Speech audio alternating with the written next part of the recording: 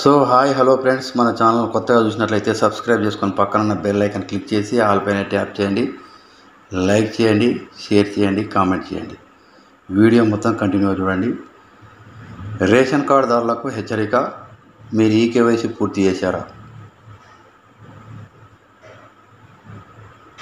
Ration కార్డుదారులకు హెచ్చరిక, మీరు eKYC పూర్తి చేశారా లేదా ఒకసారి తెలుసుకోండి. 74% మంది లబ్ధిదారులు రేషన్ కార్డు ఈకేవైసీ పూర్తి చేసినట్లు అధికారులు అయితే గుర్తించారు. 26% మంది వేలిముద్రలు వేయాలన్నారు. కేవైసీ గడువు ఇప్పటికే ఫిబ్రవరిలో ఉన్నప్పటికీ ప్రభుత్వం దాన్ని పొడిగించి ఇప్పుడు మళ్ళీ విస్తరిస్తారో లేదో తెలియదు. కానీ తెలంగాణ ప్రభుత్వం కొన్ని నెలల క్రితమే రేషన్ కార్డు ఈకేవైసీ ప్రక్రియను ప్రారంభించిన సంగతి తెలిసిందే.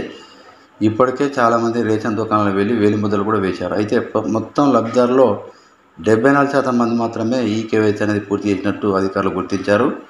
ఈ ప్రక్రియను పూర్తి చేయడానికి తమ వేలిముద్రలు ఇవ్వాలని కూడా 26% మంది చెప్పారు.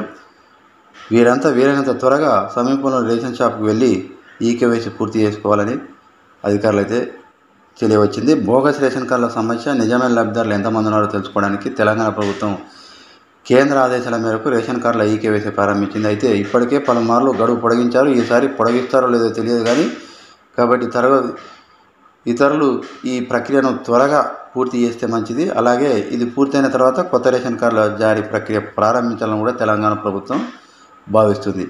రేషన్ కార్డులో పేరు ఉన్న కుటుంబ సభ్యులందరూ కూడా సమీపంలో రేషన్ దుకాణాలకు వెళ్ళి ఈపీఓఎస్ మిషన్లో ఈ వేలిముద్రలు వేయాలి.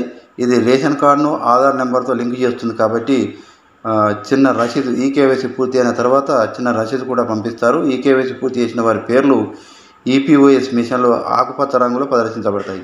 ఈకేవైసీ పూర్తి చేయని వారు ఉంటే వారి పేర్లు ఎరుపు రంగులో కనిపిస్తాయి.